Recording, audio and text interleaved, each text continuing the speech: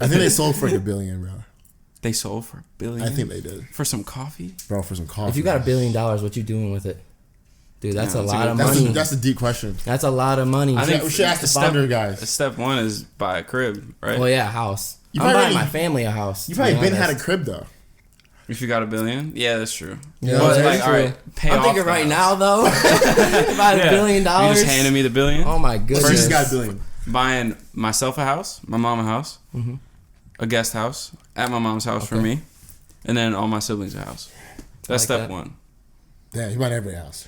Everybody a crib. I mean, you got $1 billion, bro. You could buy 100 million cribs. You really could. You could buy a whole block and it wouldn't even matter, bro. I'm gonna buy Grand Rapids. You put Granny here, your manager here, it don't matter. Yeah, facts. You have the whole neighborhood. Everyone got a crib, bro. Shout out Drake, he bought his neighbor's house.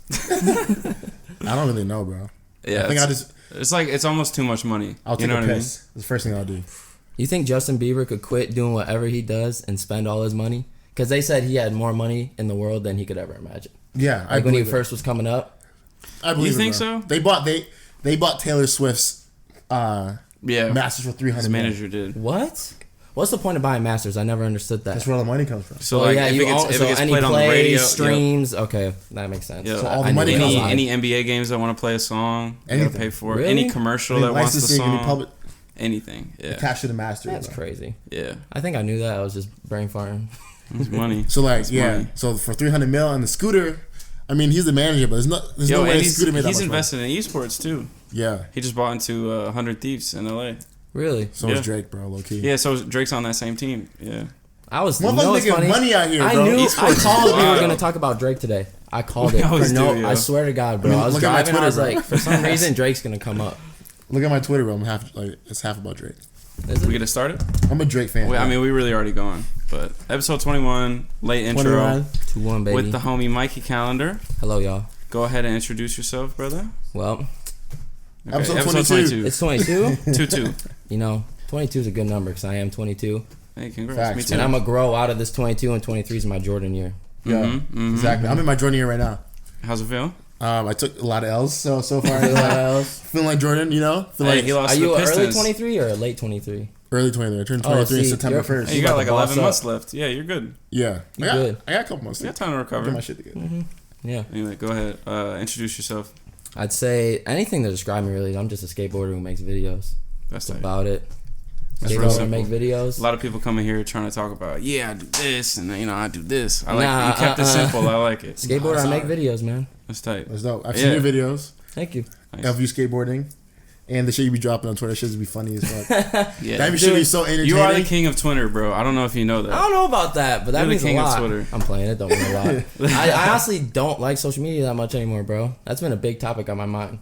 Really? Because it's so, what's the word I'm looking for? Toxic? It's in your face nowadays. Before, like freshman year, that's when like kids my age first started getting Twitter and stuff like that. Yeah. They're like, Mikey's out here on Twitter? That shit's weird, bro. Like, what are you talking about? And now, if you don't have that stuff, you weird.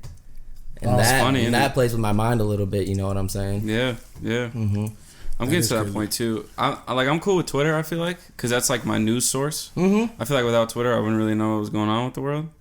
But I'm definitely getting to that point where I'm ready to like unfollow a lot of people, you know? Well, for people I'm like not one us, to mute somebody. People like us, right? We're into like getting our things that we're into out there. So if you're trying to do like a podcast, I'm in the photos and videos and stuff like that. It's a great outlet for you to get your name out there. Yeah. But a lot of people abuse it in a bad manner. So it's kind of like you said, toxic. Yeah. Really is toxic. It's getting to that point where it's like nudes, promotion, nudes. I'm just like, I'm not trying to see that every day. Low key, I be getting mad on my feed because it's like... My feed's whack. It used to be fun. I'm trying to curate it for like Twitter or whatever. Yeah. Like my news feed, because it's like, or whatever they fucking call it. Like yeah, because like I follow like a lot of business people. So you be seeing like D2C company sells for $100 million, like shit I'm into, and then you'll see like a girl twerking. And I'm like, what? Oh my god! I'm not trying to see this at like 9:30. All over the place. You know what I'm saying? In the morning. 9 a.m. I'm like, what? Like, well, I was twerking at 9:30. You know what I'm saying? Like, it's I think that's why we have a lot of different kind of thoughts come in, because you're scrolling down and you see like 30 different kind of things that you've never even thought about before. Exactly. Yeah. One thing I do appreciate, and I think our generations go down as the funniest generation. Like, memifying things is just fucking hilarious. It is funny. Like people are real life funny. Mm-hmm. No, I agree. Like really funny, bro. The like, people you wouldn't even think that are funny are actually the hilarious ones too. Exactly. Yeah. Mm-hmm. And there's a funny thing about being funny with words. Like you really have to know what to type. Oh yeah, wordplay.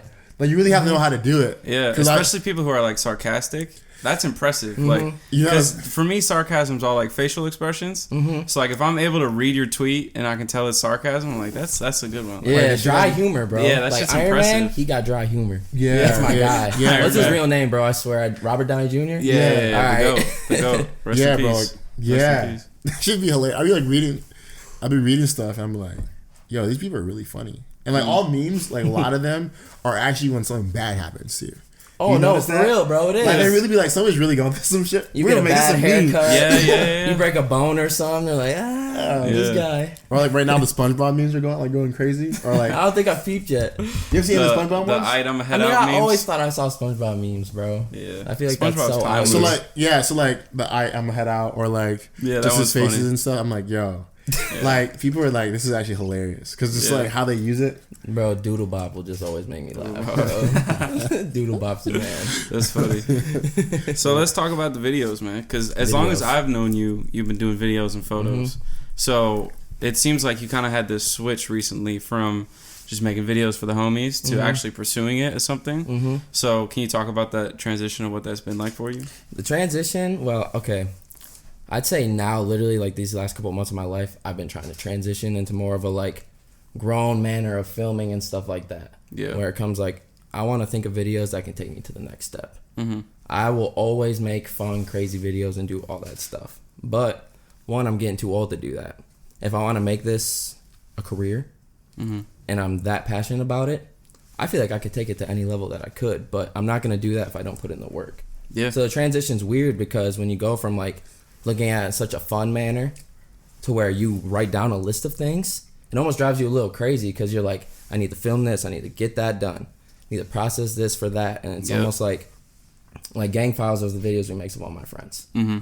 That's just so natural. There's no time base for that or anything like that. You just go and do it. Yeah.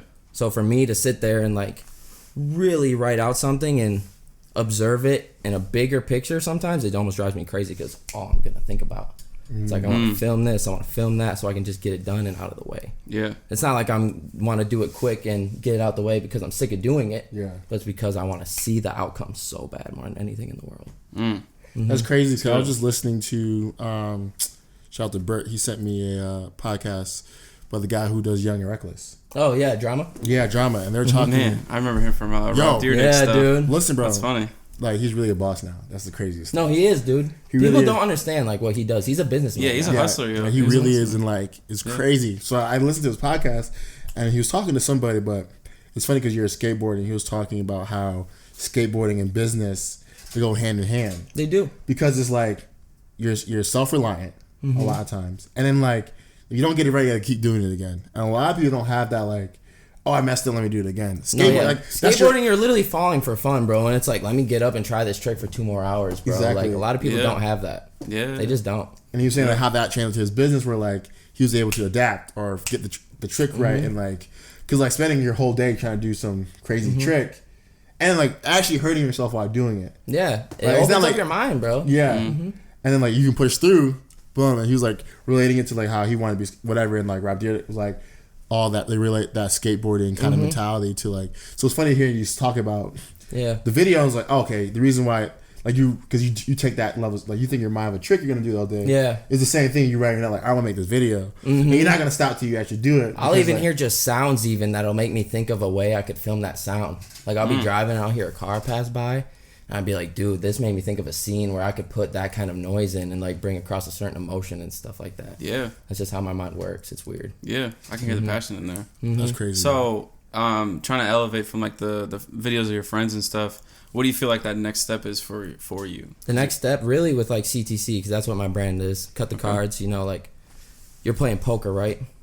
You got a card dealer. He's dealing you cards. You don't have any say in what cards he gives you. Like he give you cards that literally make you lose your whole bank account, or he can give you a card that can make you triple your bank account.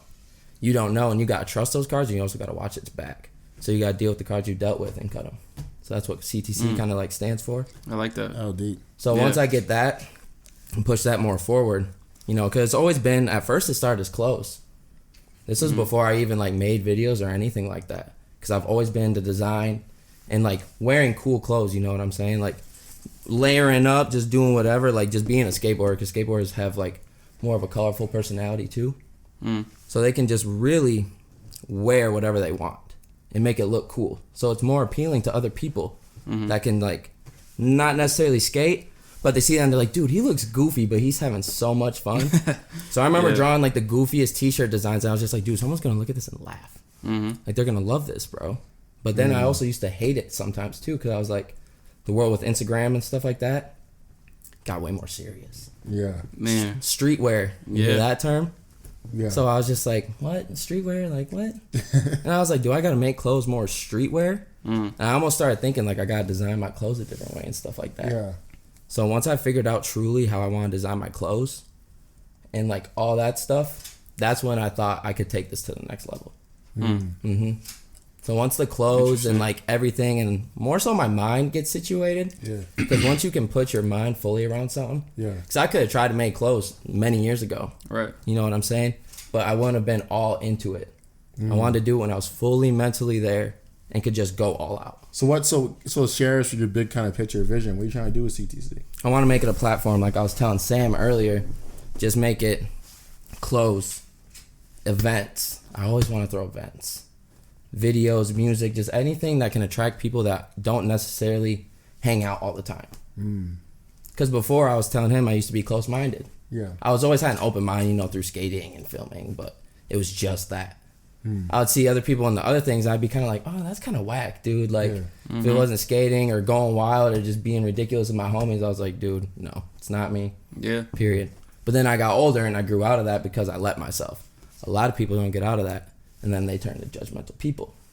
So if I would have kept staying that way, I feel like I would have been a very judgmental person. Facts. Yeah, that's a real fact. I think that's how everyone is, though. I mean, at least I can relate to that. Like, for me, like, I've always been into video games and, like, comic books and stuff. Yeah. And I was always afraid to show that side of me for whatever reason, like, judgment, you know. And now it's, like, you can tell, like, my basement, like, I just fully embrace the shit. Like, it's everywhere, you know. And it's, like, it's kind of funny when you get to that point where you stop caring. It's just, like, it's free. Yeah, like, dude. Because then you can have a conversation. Like, you never know who you might be friends with that's into that same type of stuff. Oh, and then, yeah, and then your relationship gets so much deeper. You know what I mean? My manager, I valet at the hospital part-time, and then I just do film stuff. My one manager, at first when I met him, I was like, dude, this guy's kind of like, he's kind of a kook, bro. Like, I don't like this dude because he wasn't nice, bro. Like, when I met him, I can judge you in the first 5 seconds and be like, oh, we're going to be cool people. Like, all about how you say hi and, like, what's up and stuff like that. Right. He rubbed me the complete wrong way. And I brought up some, like, crazy random stuff, and he was like, dude, that is so sick. Like, I feel that. I used to watch that when I was younger, and then we started talking about skateboarding and stuff. That's crazy. And I was like, oh, this dude's actually super sick. You know? A lot of people got to not jump the gun so quick when it comes to, like, meeting people and what they're into, necessarily. Yeah, I guess I'm the natural state for me is, like, open-minded to everybody. Yeah. Like, I'm interested in people, and, like, I just like the difference of perspective. Yes. Like, I'm, like, so down for, like, especially when I have arguments with people or conversations, my goal is not to make you believe what I believe. Oh, yeah. My goal only is, like, do you respect what I believe? That's to do with, like, pleasing people, too. After that, I'm done. Like, as soon as you're like, all right, cool, I get where you're coming from. Yeah. You see me shut the fuck up. Like, I don't push it anymore. Like, because I'm not somebody, I'm a lot, unless you're fucking wrong about something. Yeah. Like, I really don't, like, push me being right or wrong. I just am down for different opinions. Like, I'm down for open-mindedness because I think you can learn a lot from other people's perspectives. Oh, like, yeah, for sure. We all can see something happen, and we all take something different from it. I mean, that's like the best conversations is when you disagree with somebody.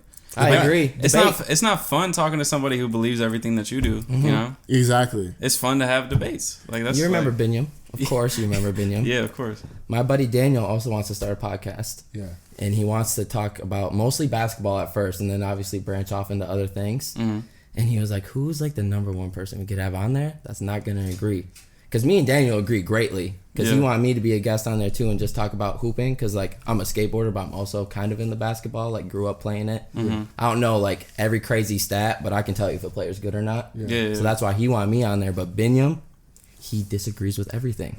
He's a strong opinionator too, dude. Yeah. I've gotten in discussions with him before. I could be like, dude, this jacket is blue, and he's gonna be like, nah, dude, that jacket is not blue, bro, not at all, dog. He just does not agree with anything, bro. It doesn't matter, dog. Yeah, I've got a friend like that. Shout out to my boy Davey. He's just like that. No matter what I say, shout out Davey. No matter what I say, it's an argument with him. Shout out Davey and Pinion, you know.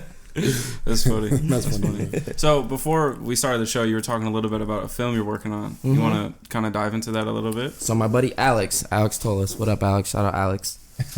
And he actually got into filming a little bit later. Like me, I've been into it for so long. Yeah. And he got into it, I think, like when he started going into college. And we just started talking a lot because he was into it and I was into it. Mm-hmm. And then him being at Grand Valley, see, I never went to college. Him going to Grand Valley, he had so many outlets, which is so sick for him. Started filming a lot of football. A lot of these clients were hitting him up to like go travel and like film and stuff like that. That's dope. I forget what he's doing exactly now, but we had a long conversation about like what he's working on and stuff like that. But he filmed a documentary a little while ago, and I got a couple things to say in it and stuff like that. Mm-hmm. But he just hit me up randomly, and he's like, dude, I kind of want to do something with this film stuff, man. Like, I want to rent out a theater and like play out some stuff, man, and like I feel like it'd be sick and you'd be a good part of it with like CTC and all that stuff. And I was so game. Yeah, I was so game, and I wasn't trying to downplay it either. But like I told you earlier, I feel like this is like a mixtape for me, like what Mike Alfred said in that interview I watched today. Because I feel like I can do so much, but this is gonna be a good, you know, kind of like sample of what can be to come. Yeah. Especially with Alex too, because I haven't talked to him since, so he's gonna be curious like what this film's talking about, and he hasn't seen none of it or none of that, so we're gonna see what's going on. That's cool. That's cool. And what are the topics that you're going over on the video? I'm going over one, true friends, because like I think that's the key in life, at least for me, right? Because when I felt alone or anything like that, I went to my homies. Yep. Homies number one, boom, calling the homies, let's go skate, let's go do whatever, let's go film. I'm there. It's about dealing with. Are you an only child? I'm an only child. Ah, okay. Only child, single mom. Oh, damn. Okay. Yeah. Only child, single mom. So it's about like skateboarding your true homies, dealing with the crime rate, the rising crime rate in Grand Rapids right now. Yeah. Me, I'm not that old. I'm not gonna act like I'm an old head. I'm 22, but like skateboarding at a young age, let alone, and being friends with the kind of people I'm friends with, like we don't care. We just do whatever. We have fun. If someone's gonna tell us not to do it, we're still probably gonna do it. That's like skateboard culture. Yeah, exactly. Yeah. Skateboard culture, bro. So it's like you kind of got to learn to stay away from all that crazy stuff and how you can keep you and your friends safe and stuff like that. And I don't know if you guys pay attention to that much news in Grand Rapids right now, but the crime rate, try to, it's crazy. I've seen it, bro. It's getting hot. It's getting crazy out there. Yeah. You should look up all the stats right now and stuff like that. Like I keep up with that stuff. It's insane. Yeah, it's interesting too because so many people talk about how Grand Rapids is this booming city. Yeah, and it's like it's almost kind of seems like as the city grows, so does everything else. It's kind of bittersweet for me almost too. Like I remember seeing all these new buildings being built recently over the last couple of years. I was just like, dude, none of these were ever here, dog. Yeah, bro. Yeah. Like, and just to see even the people it's bringing in, it makes me feel kind of strange, bro. Because like before, I actually used to like Grand Rapids when I was younger, and ever since I kind of like grew a more grown up brain, whatever the term is. I was like, dude, I really don't like it here, because like it doesn't attract the kind of people that I associate with. Because like I said, I'm a pretty open-minded person. Yeah. But when you go downtown Grand Rapids, all you see is breweries and like the same people wearing the same 5 outfits. Yeah. Facts. At least that's the way I look at it. Yeah. No, facts. Like the lack of creative outlets and perspective in Grand Rapids. I also even from like a business ass point, like you are missing so much. And like so much. Don't get me wrong, like I can get down with the brewery culture, like to an extent. Like I'm not gonna like lie that I'm into like all day IPAs. I'm just not. Yeah. I just don't like beer that like. I don't even like drinking that much. Period. Like it's not IPAs really taste like outside, bro. Right? They really do. Tastes right? like outside. So it tastes like outdoors, bro. So like I'm not gonna fake that I love it. Yeah. But I do respect it from like a business side. But then I'm like also though, like, and I had to leave Grand Rapids a lot of times, like travel a lot to realize that how I describe Grand Rapids is that like they make it seem like the canvas is already painted, but it's not. No, it's not. So they painted like one side green for the grass, right? And there's a couple people adding little building. Like it's not, the story is still being developed. You have a lot of people in different positions who are trying to craft the story what Grand Rapids actually is. Right. I agree with that. And what does it mean to everybody? And I'm sitting here like, well, if the youth really wants to work together and put our minds together, like for the culture of the city, we could do something. We could, because it's like everyone has their creative outlets. Like I've heard your name around people that like Edgar, or people like, hey yo, you know who Mike? I'm like, yeah, I follow him on Twitter, right? Like so like the youth, like you know, it is kind of intertwined. It's intertwined, and the city's not that big. No, so like, it's not. Right. If you want to see something change, it just takes literally 30 people. Yeah, it's doable. And like, and a lot of people just don't get how easy that is. We go to New York, Chicago, like you don't need so much more people to make something happen. Like here's like, yo, really, bro? Like 30 people, bro. I think it's an age thing too. Part of me feels bro. Like it's like that easy. Yeah. So like, also I agree with that because I feel like Grand Rapids is missing out on a huge youth and culture moment. Like, yes, it is. It's always more attracted to like the adult community and stuff like that. Yeah, they have the most 30 disposable. plus. Like if you're over 30, Grand Rapids is a great city. For yeah, because it's a money thing, bro. It just is. Yeah, and it's like at the age of 30, like the only times you really go out is like going out to eat. But it's like our age, like going out to eat's fun, but like we want to go out and like see a city and like sightsee, go to a park, do all that type of shit. Yeah, so and there's not really set up for that anymore. But one thing at the moment, because I'm in the business world a lot, one thing I'm seeing for facts, I keep telling these young kids, and I keep telling the business owners and the city people, like, yo, like, if I didn't open like businesses here, I would not be in Grand Rapids. Yeah, no. You understand? Like 100%. There's no reason for me to be here other than I want to make sure my family's straight right now. That's the only reason why. Like, if my family was like straight, like, and they did good. Don't get me wrong. Sorry, pops, you listen to this, but like they've always done well. But I want to make sure that they're good. Right? Yeah. So like, the only reason why I'm here is make sure my family's good. Then after that, like, I really have a real decision to make if I'm gonna like plant my flag here. But while I'm here, I'm not gonna like not do anything because I can't help myself. Oh yeah, exactly. But like at the same time, I'm telling them, like, I'm telling young people, like, yo, as I'm talking to these people, like, the gap from the old dude to the young person is crazy. Yeah, especially living in a city like this. Like literally, like people that run the gram are old people, but like the next one coming up are like 29-year-olds. 27-year-olds. Yeah. Like it's not like the 40-year-old who's taking over. Like, and I think that's the like world we live in now too. You'll see like 22-year-olds running like runways and stuff like that. It's crazy, like doing whole crazy stuff, bro. Yeah. Because the jump is now being crazy, right? So like, and the emphasis on the youth running stuff is real. So I'm always telling people like, yo, if you like work and you plant yourself in right situations, like you're just gonna end up there because like there's not a lot of people before you. No, yeah, exactly. Yeah. Like you don't have to really wait in line. Grand Rapids has old head mentality. It just does. It's in a super conservative city, so like again, like what they want is what they want, but it's like it's not that hard to like change stuff. Yeah, no, it's not. Yeah, I mean, we talk about it all the time. Like the number one genre of music in the world right now is hip hop. Yeah, and we don't have a hip hop bar in the city. Not a single and one. as like as focused as like the city is on food and alcohol and entertainment. It's like there's no place for like the number one genre in the world to be. Right. Like unless you're listening to what do they call that? Like grassroots or whatever, like that kind of country music. Like there's really I not know what you're talking about, like bluegrass. Bluegrass, yeah. Like bluegrass. there's not really a spot for you, you know. Like we have a club and that's cool, but that's not really like what people listen to on the day to day. Nah, you will not catch me there. I swear to God.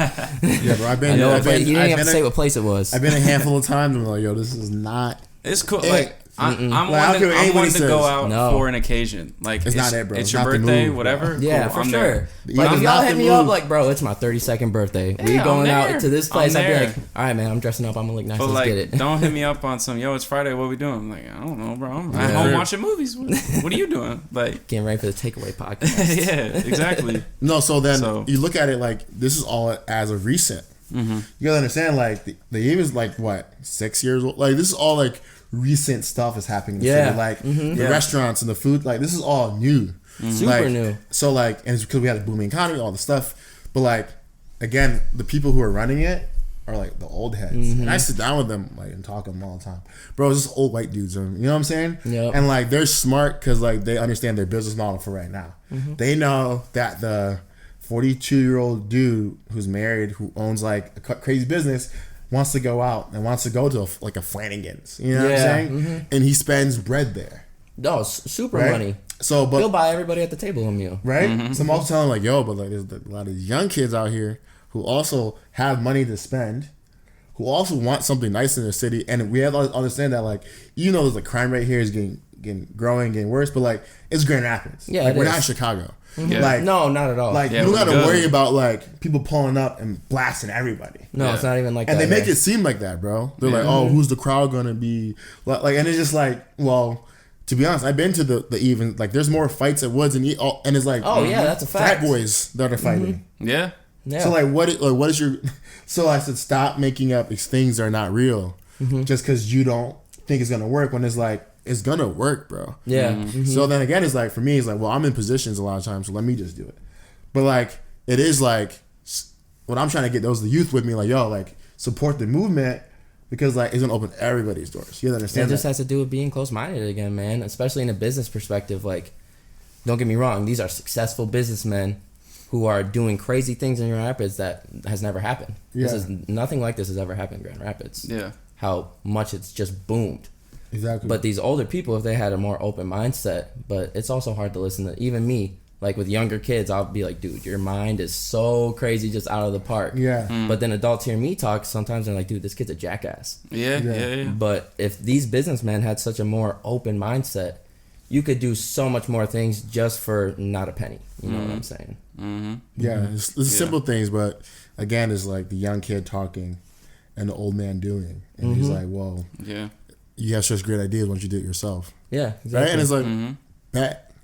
That's like my. That's like. Let's get it. Like, I'm not like I'm. Everything I've ever done, it was not really. I don't really ask anybody permission. It's just kind of like I'm letting you know what I'm about to do. Like you can either like support it, or no. Yeah, Like, that was a big problem for me when I think I was younger. I was always kind of like waiting for somebody to kind of like give me the okay to do something. Yeah, no, fuck that okay, bro. And then as I got older, like going through high school and stuff like that, I was like, you know what? I'm my own person. I can do whatever I want. If not you, then who? Like you have all these ideas for a reason, right? Yeah. Like the other guy doesn't have these ideas. You got, that's like we believe in God or not. Like that's God given, universe given. Like that's comes from you.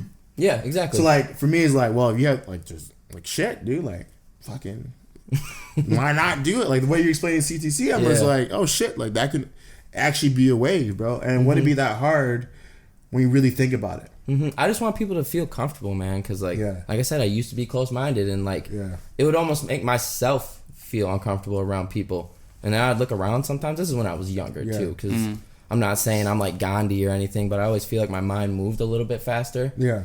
So me being like 14, 15, I was really like observing like who I wanted to be as a person as I got older. So I saw myself like doing the things I wanted to do and all this stuff, and I was like, I really want people to just come together. Like CTC, I want you to feel at home. Whether you're wearing our clothes or you're watching a movie or you're like chilling with us at an event, like just skating at the park and hanging out with the homies, like and that can branch off in so many different other mindsets when you have like good energy like that around you instead of something that's so political and so dry. That's cool. Steve. I think there's definitely a lot of opportunities just across the board.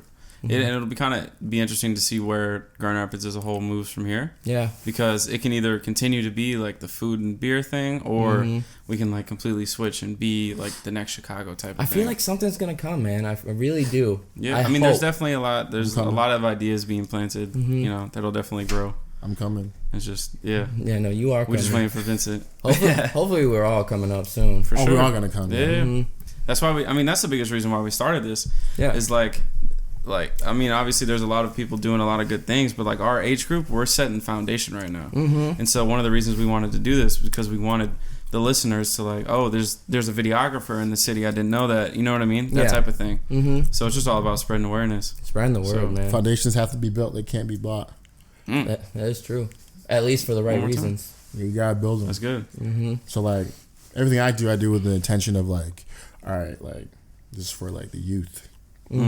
The people that look like me, not my color, but like, you know what I'm saying? Like dress like you, same energy, act like you, same energy. I don't care where you from, bro. I don't care where, you know what I'm saying? Like, oh, you have ideas, like, and then you want to invest in your, like, I don't think people like value that enough. For someone to have an idea and want to invest it in the city they grew up in. Oh yeah, bro, who does not want to leave their city growing up in it? Yeah. Like, it's supposed to say like Grand Rapids. Like, we're not in New York or Chicago. There's like no reason to stay here other than like you have to. Yeah. If I had a family, right, I'd love to raise a family here. It'd be great to raise a family in Grand Rapids. 100%. Probably. Yeah. 100%. Yeah. So for me, it's like I'm saying like, yo, these young people have ideas and they're willing to apply them in the city. like you gotta make way for that. Like you gotta let that happen. Like let the people paint. You know, let the kids throw events. Like you have to, because like that's how you get a city, an ecosystem. Like that's how you get multiple things happening at the same time, and everyone benefits, right? Like that's how all these big cities work. Like everyone can get a shot. Like there's not just old people in LA. No, it's the old and right. It's everybody's doing something. So like if you close it off, you being gatekeeper, like you're being weird and corny, in my opinion. Yeah, like there's so much gatekeeper. That's a good term, because like I feel like a lot of people, they want to like do something to be a certain status. You know what I'm saying? Yo, like, the social game here is crazy. Yeah. Like I'm the boss of this. I'm the like. What's the word I'm looking for? I think it's like part of it plays into like social media and stuff. It seems like over the past 3 years, everyone started to get real serious. Like. Like so serious. Think about like the age of Instagram. Like we used to just throw up pictures and videos that were cool. Anything. And now everyone's trying to be a model, like hitting people up for professional photo shoots because they want to look good. It's like everyone just started taking this so serious. Like when did we used to have fun out here? That was a big thing with my work too, because like people would hit me up, a lot of people, and they'd be like, "Yo, I want photos done. I want to do this video, blah blah blah." And then I would like kind of talk to them a little bit, and then some of them I'd even go and work with them. And I realized you're doing this for all the wrong reasons. Like me, I'm doing this literally because it's in my blood and I love to do it. Yeah. You're doing this because you can't wait for me to get on my computer and go send it to you so you can post it on Instagram. That's not what I'm trying to do. I fell into that trap too for probably like I think a few all months. of us did, bro. Yeah. All of us did at least one point. Doing shit for the clout, bro. I was doing it for the clout. And then you just realize like how pointless it is, you know? Like I was probably a freshman in college. And it's like, well, this doesn't help my GPA. Doesn't put money in my pocket. It actually does nothing for me. You ever thought about like people who buy followers and likes and shit? Dude, that's and I'm like, bro, blew my mind. Think about how crazy that is, bro. Yeah. Like, you are paying money. I don't know. It's like really fucks with me. Like for like fake clout, like for fake likes. Yeah. It doesn't do anything. Like it's like, what are you doing? Like you know that like Instagram is not real. Like it's a platform. It's very real. It could be gone tomorrow. Use it as a tool. Really, literally. But like I was laughing because I think in Canada or Australia, like they took away likes on Instagram. Australia, yeah. Really? And like, that's kind of sick. And that might be the next move, is like taking away likes completely. And it's like funny, think about all the people who've been like basing their value as a human being on the likes they paying get for it on a picture, and all that money's just down the drain. It's like, yo, imagine if a lot of people didn't have a phone in their hand, like who they would be even as a person nowadays. Because a lot of people are wrapped up into this iPhone game, unbelievably. Even with some of my close friends, I'd be getting on them now. I'm always like, you're glued, bro. Like that's when I just see them and their faces on their phone for so long, bro. I hate that, man. Yeah. And I went, guys, listen to this, okay? Broke my phone at the beginning of like the summer, kind of maybe the middle of the summer, right? Went like a couple months without being broken because I was just like, dude, I'm not paying to get my phone fixed because I always break it all the time. And then I was like, I had the money fixed to do whatever, blah blah. And I was like, you know what, bro? I'm gonna not have a phone for a while and see what happens. I really didn't have a phone for like 6-7 months. Just recently got one like 3 weeks ago, bro. Yeah. And like I actually felt different without having a phone on me. Yeah. I'm not even lying, bro. That's crazy. So real, bro. I've been wanting to do that, especially like in the mornings when I'm heading to the gym. Like I've been wanting to wait to have like phone time or whatever. I do that, bro. But it's like so much of my life is based on my phone. Yeah. Like my podcast, my music, like it's all there. Yeah. So communicating even. I need to get like an MP3 player. Yeah, dude, if I had an iPod Shuffle right now, I'd be going crazy. I need an iPod Shuffle. I'd be going so crazy. The way I look at it is like, in life, like with social media, with the internet age, you're either a consumer or a creator. So like you have a decision to make every morning you wake up to either like come out as the first thing you're gonna do is consume somebody's content, or the second thing you're gonna do is create content. So what I try to do is like sometimes I get bad at texting because I really don't be looking at my messages until like 11. Like all my messages are on like the silent thing. Like I really just don't answer them. And like, oh, so you got it like that, huh? You're out here being popular. Yeah, I'm out here being, but it's not the same. Do not disturb. Nah, my thing's like, I need something from you right now, right? Oh, so like, yeah. So like, so a lot of my life is like that, which I'm not complaining about. Like, it is like my life. I built it that way. But like, when I started realizing that, like, as soon as I wake up, going back to that example about Twitter, is like, I'm just like, why am I on Twitter at 6 a.m.? Yeah, really. Like, what am I doing? There's no reason for me to be on Twitter at 6 a.m. And then unless I'm gonna like write something and like tweet something, and like like, you know what I'm saying? Like, if you're not there to like create content, I feel like you should give yourself a break before you get consumed with all this stuff. Because like, you start losing your identity for a second. Like, if you look at the stats, I don't know how true any of this stuff is. One, I'm not a scientist. I'm not Bill Nye. I don't know any of this crazy stuff. But they say, and I believe this, I do.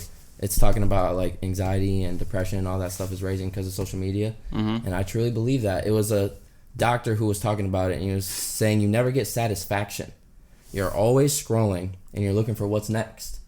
You're never like, oh, I got that. That's sick. Like if you watch a movie, you watch that movie and you're like, wow, I really got something from that. I sat there and I watched this movie. But on social media, bro, like I said earlier, that's there's a good point. 30 different things that you're looking at, so you're never really satisfied. You're like, ooh, what's next? Yeah. Ooh, is there going to be a hot girl right here? Like, I'm going to like her picture, slide in her DMs.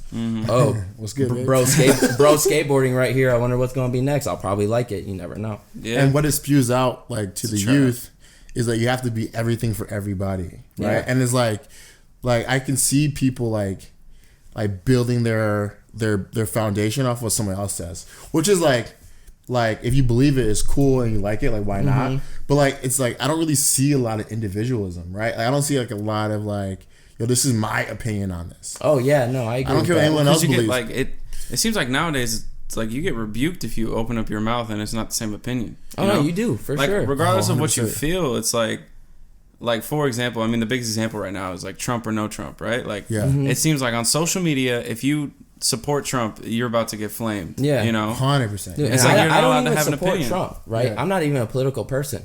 Yeah, but don't get me wrong. If you're some righteous, crazy Trump guy, you might rub me the wrong way. But I still don't care, man. It's like what you believe in, dog. Yeah, and it's like people. I definitely don't think people are afraid, but it's like you definitely, if you have the wrong opinion, you'll hear a lot about it. And it's I think really interesting. You're not allowed to disagree anymore. And that's where like, to be honest, like, and like not trying to get too political, but that's where like I find it scary. And it's funny, like the side that like quote unquote wants freedom for all and like seems like the biggest one who's not trying to have that. And it's like, whoa. Like that shit is scary as fuck. Like, and I remember I sent you like that girl interviewing the AOC interviewing Zuckerberg about the platform. Now, whether he finessed it, like Facebook is a platform, and like the way she was like quizzing him, asking questions, I was like, wait a minute, like you're trying to like condemn a free platform for letting all ideas be on there, and say like he has to make the decision what's a good, like that you're asking a human being to play God. You really are, right? And it's like that's not fair because who gets to judge whether it's right or wrong? Right. Like you only get to see the tail end of it 10, 20 years after the fact. Like Trump won, we don't get to see the effects of it really until he's done. Like that's true. Yeah. Like people didn't see the effects of Obama until he's done. Oh like, yeah, true. Now we have a different version of Obama in office right now. Even on a funny minor topic, even with like the Juul stuff right now. Like, people don't know what that stuff's going to do to you 20 years down. Very true. Yeah. Very true. We're the beginners of this right now. And, like, you have to... And it's the same thing with phones. Like, we don't know really what this is doing to us psychologically. We could like, all be blind in, like, 10 years, bro. Literally, like, we're kind of figuring it out. Like, remember when phones came out? They were, like, saying that if you held it up to your ear too long, you would get, like, radioactive poison or Sleeping whatever. with the TV in your room, bro. Yeah. And now, like, that stuff's kind of defunct. But that's, like, the stage we're in. We're, like, trying to figure all this stuff out. Like... People say that likes and retweets have an effect on your happiness or whatever, and that's, I mean, it seems like that's true, but we really could come out 20 years from now that it doesn't matter. And I think that's like a scary time. I think the youth is at a disadvantage because they weren't around when it wasn't around. Like older people, so they don't really understand it either. They don't, this is what they're in. So you can't not. It's hard to convince a 14, 15, 16-year-old that it doesn't matter. Twitter's not real. Yeah, it is very real. Yeah, like the fact, it is. The president has a Twitter account, bro. Right? Yeah. That's as real as it gets for me, honestly, bro. So, like he hop on Twitter and be like, like that's really real. And and like to me, it's weird that like kids are like not weird, but it's just kind of like sad that like kids really be offing themselves because of social media. It is like a website of opinions.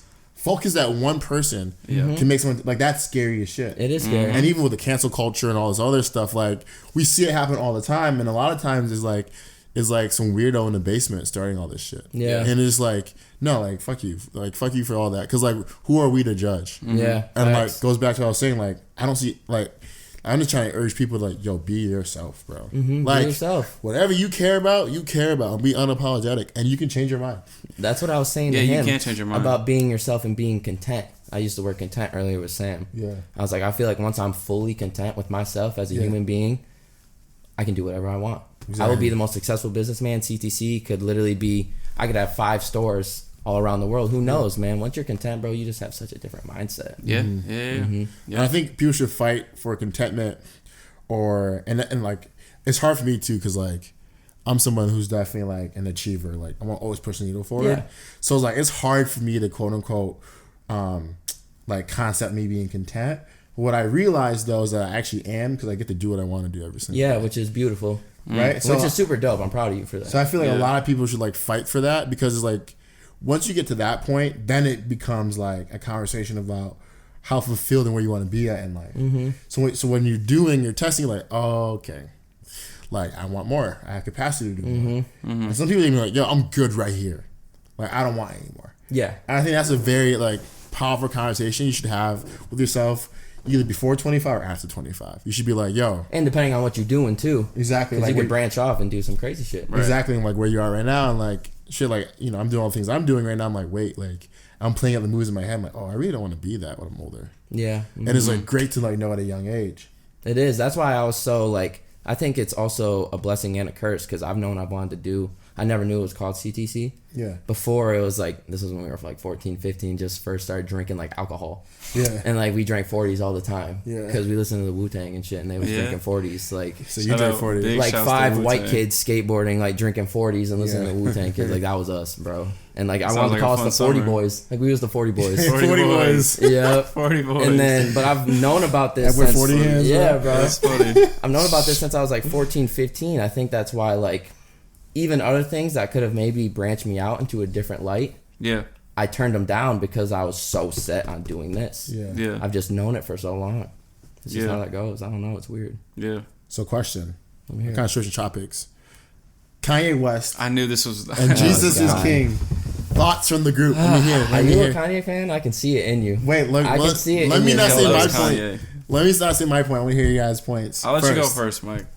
Have you listened to the album? I didn't listen to a single song. You didn't? Okay. Are you on purposely not listening to it? And I don't plan on it. Okay. There it is. Okay. And I don't plan on it. Okay.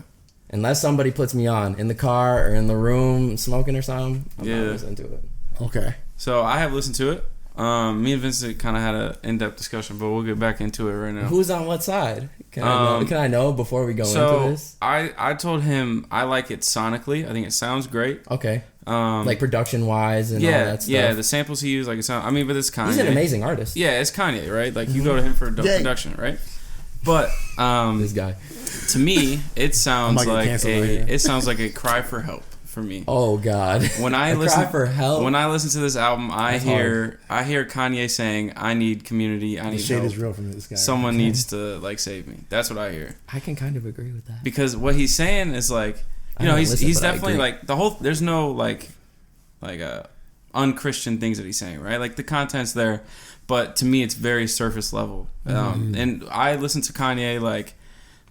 Mayonnaise colored Benz, I push miracle whips. Like he's clever with lines normally, right? Oh, his wordplay is outstanding. Yeah, like normally he's not surface level. So when I'm hearing this and I hear it's like super surface level, I'm like, okay, to me this seems like I'm gonna do this to make people happy. This doesn't seem like I'm doing this for me. And that's where my concern is. He preaches a lot about he's doing it for himself. Yeah. But then I do see that a lot when he's always talking about like what's going on out and around him and stuff like that. So I don't know. It kind of like. And one thing I was talking to Vince about was to me, this seems like a pattern that's been going on his whole career. Like, he falls off with the populace because, you know, he did the stuff to Taylor Swift and all this stuff, you know. And then did he really fall off is my question. Well, so hang on. Beyonce. What I mean is. And was he wrong? No, not like fall off. I just mean like. Was he wrong? Hang on. About Taylor Swift? No. That was right. I don't know. Beyonce, the girl. Right, what song did she win for that award for? I don't know. Exactly. What song did Beyonce not win? Single Ladies. Oh, was it Single Ladies? Yeah. I don't know, bro. That was a song. Think about it. You play that song at any dance, everybody like this. It's because Taylor Swift's a pop star, bro. Like A$AP Rocky and Taylor Swift, they were in the running for like top music video. This is when the LSD video came out, and she won over him. Let's be honest. And LSD is one of the best videos ever. I think so personally. Yeah, it is. So keep going. Anyway, so he does all that stuff in the public, saying George Bush doesn't like black people, right? And then like it seems like the popular older than us people are saying, you know, he's not a good guy, whatever. His music's still doing great because it's like the music's great, right? Mm-hmm. And then he kind of latches on to the fashion game and wants to get into the fashion game. And then he goes on Twitter and interviews saying that the fashion game won't let him in and he can't get accepted to that community. So he goes to Adidas and does it himself, which is great. He gets a part of the Trump community and gets super into it, and like everyone's hating on him, and so he doesn't really feel connected to that community, so he leaves, similar to the fashion thing.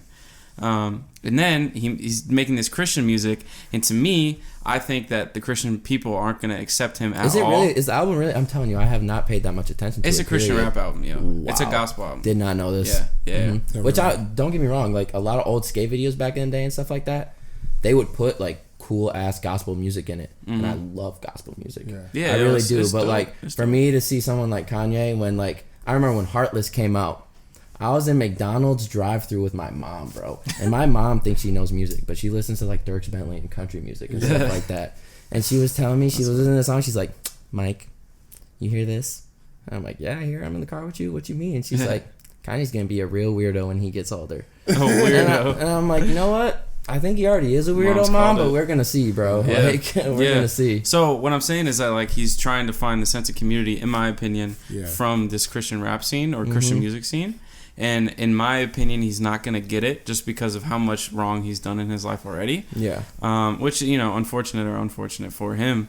But I just worry that it's gonna be like 3 strikes and he's out, where he's struggling to find the sense of community and belonging. And so that's why it seems like a cry for help. Because in the music, he's also saying stuff like, you know, the Christians aren't going to accept me, all this stuff. So he's aware that it's probably going to happen. Yeah. And so that's why I'm hearing this. And it's like, man, this sounds like someone who doesn't know where they're at in life. And they're looking for a sense of purpose. Okay. So that's how I took it. That's deep. I like that. I do like that. That's a lot of layers to that. I know. But I think we're right here. He was thinking about it. I think you reached a little bit. I've been spending a long time thinking about I think you've been reaching a little bit, personally. But I can definitely see where you're going. All right, man. Let me hear you. I'm okay. So listen, give you guys context. I grew up in a very Christian household. The first rap song I ever heard was "Jesus Walks" by Kanye West. Okay. So let me give you context. I've been a Kanye fan since I was a little ass kid. Mm-hmm. So I've always been watching Kanye. So to me, it's weird that like everyone's like weird about Kanye. He's been like this the whole time, his whole career. So I was like, yo, when has Kanye like? So I remember when Kanye did the interview with not MTV Jams, or like it was MTV something, and I remember being a kid and seeing him talking about, yo, like we gotta stop being homophobic in rap music, and everyone was like, oh, he likes gay people, cancel him, la la la, like what is he talking about? Yeah. So like for me, it's like, yo, Kanye has been, when everyone's going right, he's going left. Like he's always been, which I'm a big fan of. Right, he's always been an individual. Yeah, and of course you're not really dissing his music. You have to respect his music. Yeah, and his music, I remember he said in an interview he's got one of the best discographies ever. Yeah, like, I remember he said in an interview he made the Otis beat. You know the Otis song with him and Jay, when he made like College Dropout. Like you sat that beat for that long. Yeah. You said that beat for that long, bro? That beat is hard. So I think because he's smart, bro. He really is. People think he's dumb. He really is. How crazy he is. He's smart. And so if you go back to his history too, his mom was a professor in art. His dad was a black. Like he's educated. Like, and his moves have always been very smart. I do agree with the like him looking for a community in a sense. I think he was lost up till now. To be honest, I can agree with that. So I think you see all the phases. You see all the phases, and like I feel like he's finally has found himself, and I think he's found himself within Christ and with the Christian movement. Now I can definitely, if he is doing it to like have a family and be accepted by people, like I can see Sam's point where like he can go off and like, oh, the Christians don't love me, now I'm Muslim. It could spiral out of control. I could see him potentially doing that if you're right. Yeah. I also feel like he has fully grown up. I remember the first Zane Lowe interview and everyone canceling him then when he was freaking out and like, oh, why he dropped Yeezus is trash, but then like they were firing on Yeezus all the time, bro. But then he predicted what music is gonna sound like till today. Yeah, he did. So like for someone to be so far ahead in culture and in his brain, you have to respect him. And we talked about and I do get like him self-proclaiming what he is before he actually does it, and that rubs people the wrong way. But like Muhammad Ali also did that. He did. Well, he told you he was the greatest, the prettiest, and people didn't like it. Different era though, too. You know what I'm saying? You're gonna get different reactions. Different reactions. Kind of people.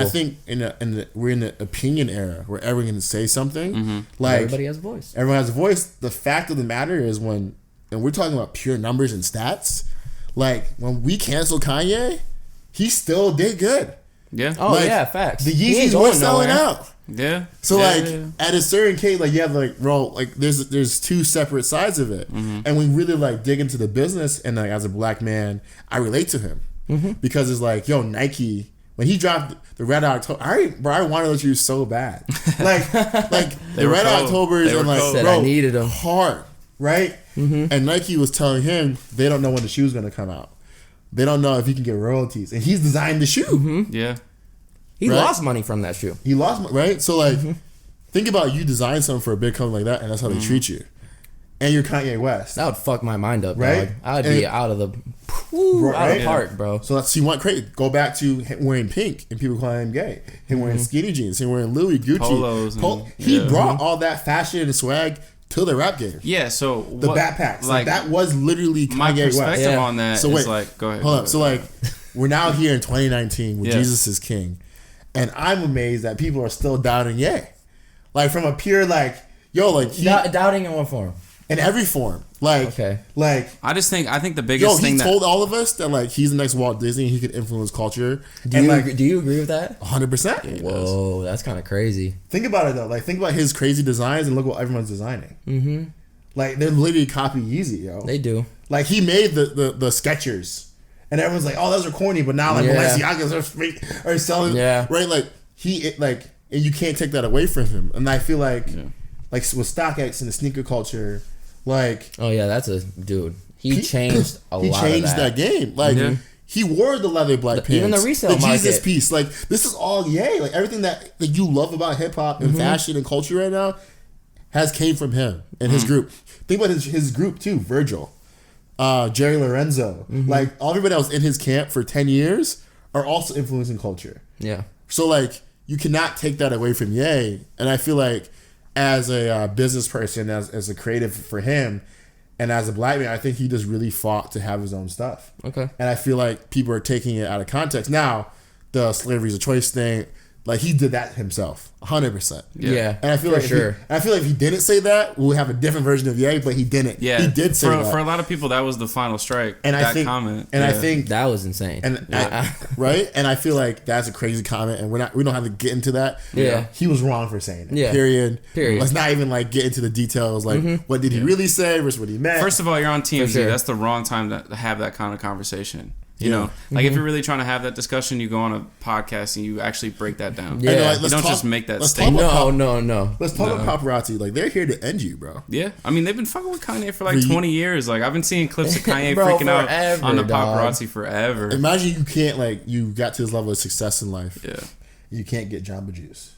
Yeah, you can't even walk outside your house. If you got a dog, you can't take him on a walk. Everything that never happens to me. Yeah, because I love exploring. I love walking around, and if I can't do that, imagine that, bro. Every time people want to be so crazy famous. I want to have so much money that I can be away from everybody. Yeah, I don't like everything. That's why so many celebrities are buying property in like Montana and stuff. Yeah, dude. Because they're trying to get away from people. You know. So going back to what you're saying, right? So I hear what you're saying, that he's been doing this forever. Yeah, he's the GOAT. Right? But yeah, he's the best. Think about all the changes that he's had. Like, not to go back into it, but like I said, you know, I think that's the beauty in being a human being. But I think that's the problem with Ye specifically, is he keeps bouncing from community to community, and he's never going to be satisfied. Because just like a year ago, he released that song with Lil Pump and those songs with Melly, like trying to get. No, I like the Melly song, but I hated the Pump song. No, the song was. I mean, the Melly song went dumb. Yeah, no, it was so. The music's good, but I'm saying like he's trying to get the youth to like him and appreciate him. Because like for us, like we've grown up with Kanye, right? Yeah. But like the kids, like I don't think they really appreciate him as much as we do, because like they're not gonna go back, you know. So. What I'm saying is like he's, but like he's trying to get in tune with the younger people, and that didn't work. So I think this is a very special part, though. I think the youth look at him differently than how we look at him. Oh no, they have to. They look at him as like Yeezy the fashion designer, bro. They don't look at him as like Kanye the artist. Yeah. Like And even older people than us, right? Like the people older than us look at Kanye as the dude who dropped College Dropout. Yeah. Like he was the black guy. Like that was Ye. Back then it was like Kanye, Chris Brown, like all that kind of people. Kid Cudi too. Kid Cudi. Yeah, they led a whole Jay-Z, wave. like Too Short. Like that's Kanye's. He's been part of hip hop forever, bro. But I mean, like for the kids, Kanye's like Tupac. Like, honestly, like for us, like especially being opinionated. And like we being listened to Tupac growing up, but like we don't appreciate him as much as people who are 50. You know what I mean? Not at all. And that's why you gotta give him respect. So I think artist, that's how the kids are for us. And a rap artist, when they say rap was just some fad and wasn't gonna be anything, a rap artist from Chicago is selling billions of dollars worth of shoes, and kids are wearing these shoes. Like dudes in like middle school right now. They're paying hundreds of dollars for them. If they don't have Some people paying Yeezys, thousands. if they don't have Yeezys, bro, they're not getting girls. Mm-hmm. Yeah, but that's crazy to me. Like think about that. Like he's not satisfied with that because now he's moving on to Christian music. It's like he's moving on from thing to thing to thing. Like his fashion success happened 4 years ago, but think about all the different communities he's been in since then. You know what I mean? Like it was fashion, then it was the pop culture, and then Trump, and then making music with the younger generation, and now he's on to this Christian thing. I just feel like he's gonna keep leaving community, and eventually he's gonna make a really bad decision. And I mean, I hope not. I pray to God not. But he's gonna make a bad decision, and we're gonna see like Kanye in jail or something like that. And that's what I'm afraid of. That's why, to me, this is like a cry for help. And that's why I'm like, yo, someone needs to check this dude in. The fact that he's laboring a cry for help, I'm dead serious, bro. I'm dead serious. A cry for help, dog. I think he already had his bad time. His family needs to like. I think he's under the Kardashian curse. He needs to get out of it. Man, like, what is the deal? I think he already had his bad time, bro. He went into jail for mental health, bro. He broke down publicly. Yeah. I think we already seen like the bad. But that's part. the thing is, I don't think it's done. I think he's still breaking down publicly. You can kind of, I don't know. Like I said, I'm an observer. Bro, how many Twitter rants have we experienced in our lifetime from this dude? Even his face, dude. And how far have they been though? They're funny and they're entertaining, but like bro, no sane person's tweeting that out. Like he's having these Twitter breakdowns all the time, and it's like, and we're just wiping it off. Like he's not over the age of 40. Oh, Kanye on Twitter again. You know what I'm saying? If it was one of us, it's like, yeah, like we're 20, we'll figure it out. Like this dude is a 40-year-old grown ass man with kids. Like you can't, and he's married to Kim Kardashian. You need to have it figured out. Kim K. You know what I'm saying? And that's coming from a 22-year-old kid. Like we mean figure out. If I'm at 40 and I don't have it figured out, somebody's supposed to slap me in the face. So you're saying when you're 40 you should be silent? No. I'm saying I should have it figured out. What figured out? Life, like my purpose, at my 40? meaning. I hope so. I hope so. I hope to be figured out by 40. Yeah. What 40-year-old has it all figured out? I'm not saying that it can't change. I'm saying that like my beliefs, my morals. Like, who has it all figured out? My parents have it figured out. I'm not saying that. I'm not saying. Look, I'm also a different. I feel like you're asking. You're taking what I'm saying wrong. I'm not saying all figured out. I'm saying my morals, my beliefs, what I stand on. I hope I have that figured out by 40. Okay. You know what I'm saying? You hope, but like, you know. Yeah, I mean, it might not happen, and I'll realize that, and then on episode 3000, I'll be like, "Yo, my bad, Kanye. 20 years ago, I said some dumb shit." Yeah. You know, and now, he'll be sitting here, and you can apologize. Yeah, I'll say it to his face. Mm-hmm. I think we shouldn't put like, and I see where you're going, and I think to sum my point up, I think we shouldn't put fake metrics on people to live up to that we don't think we also could live up to. I can agree with that, like big time. This is the reason why I also hated school growing up. Is like you're gonna quiz me, like, or think about like arguing with a better example. Think about arguing with like a female, right? Mm-hmm. And like, or even dudes too, and they're judging you based off stuff that like you didn't even know you're being judged on. Okay. And then like, oh, you sneak dissing. You didn't get it right. You're like what? Like, like what? What are you talking about? I'm like lost right now. I thought we were talking about this. So like, and like. For me, someone who feels like never being understood my whole life and like kind of being treated like sometimes like is crazy, like you know what I'm saying, like not really crazy like since I'm a Kanye, but like you know you're gonna ask me a question, you're gonna get a crazy perspective. Like everyone, if you know me, you're probably like, oh, Vincent's gonna say some crazy shit, or you know what I'm saying, and like, and it's because I do have a different perspective on things, so I can relate to him in a lot of sense of like, damn, like being misunderstood can make you go crazy, especially when people that you love and that you support them and everything they do, like they don't give you the same kind of freedom. No. Like people in my life don't give me the same kind of freedom as I give them, and it makes you go crazy. I'm like, what? Wait, that's not fair. We were just talking about earlier today, actually, me and a couple of my homies, how like I was talking about myself, but they were also talking about them and like how they are with their friends, and I was like, I would literally walk a million miles for one of my homies, and a lot of them I don't even think they'd walk outside their door. You know what I'm saying? Like if I needed help or anything like that. Facts. You can call me at 2 a.m. and I got you, bro. Yeah, 2 a.m. Now I'm anything. back and call at 2 a.m. They got me. People are very hit or miss nowadays. You know what I'm saying? So like, I feel like a Ye type. If we share that same kind of energy, as only from outside looking in, right? I'm not in his camp. Yeah. So like, I feel like I shared that with him. Like, damn, I could feel like how people take things out of context, everything that you do, because like that's not popular. I agree with that. Like that is not like for like, you gotta really think about it. Like for a black man to be that loud, and talking about things he's talking about. And for so long too, because he was doing it way back in the day when it was more crazy for somebody to have a crazy opinion like Kanye was. Exactly. And they continue to do it like look what Chance started talking about. People try to cancel Chance. They did. They're like, oh, I love my wife. Like, how's that corny, bro? To be married and in love. People used to call me cornies because I love like love stories. But I'm just saying, like, real right? Yeah, like love movies, bro. I love like romance and stuff like that. How's and they'd be corny, like, bro, you corny as hell. And I'm like, what do you mean, bro? This is tight. Like, And like, and as a minority and someone who's into the culture of hip hop, like, it's all negative. It's all negative. So for someone like Ye to make pop, we're gonna see a lot of other people, just like a Chance, start making more positive music. Yeah. Just like what Barry did with Motown. Like, they made fucking really positive music for the culture. Like, the last era of hip hop has been so negative. Like, Tupac and Biggie lost their lives over rap music, bro. They did. Yeah. Like, do some. That was when stuff was like strictly music too back then, because like that's when hip hop and even the music industry was changing so quick and rapidly. Like nobody was used to that, bro. Like think about that. Diddy and the Bad Boys and stuff, man. Like, come on. Two people lost their lives because of music. Yeah. Like, so I'm here for if a Ye has to do it. That's what I'm saying. Like I'm here for like the positivity. It's like, great, yo. Like that was one of the reasons that I fell in love with Logic when he first came out. It was like he was rapping about positivity. You know what I'm saying? Are you still a Logic fan? Hell no. We can't take Sam's opinion seriously, bro. I was not expecting that to come out your mouth, all right, bro. So I've said this before. I've said this before. He's been trash since he came out. False. His first fact. He has some things to say, but I'm more so on his boat. He's got 3 mixtapes. He's got 3 mixtapes. Hang on. Logic has 2 songs. All right, let's listen. He remakes the same song over and over again. He's got 3 mixtapes that are fire. His first album was amazing, and everything after that has been trash. Amazing is a strong word. Amazing. See, one of my favorite albums of the decade. I don't even know what album he's talking about. Under Pressure. Doesn't ring a bell? Nope. So, anyway, regardless of how you feel about the man. Logic makes music for the kids. But you guys know what kids I'm talking about, too. That's all I gotta say.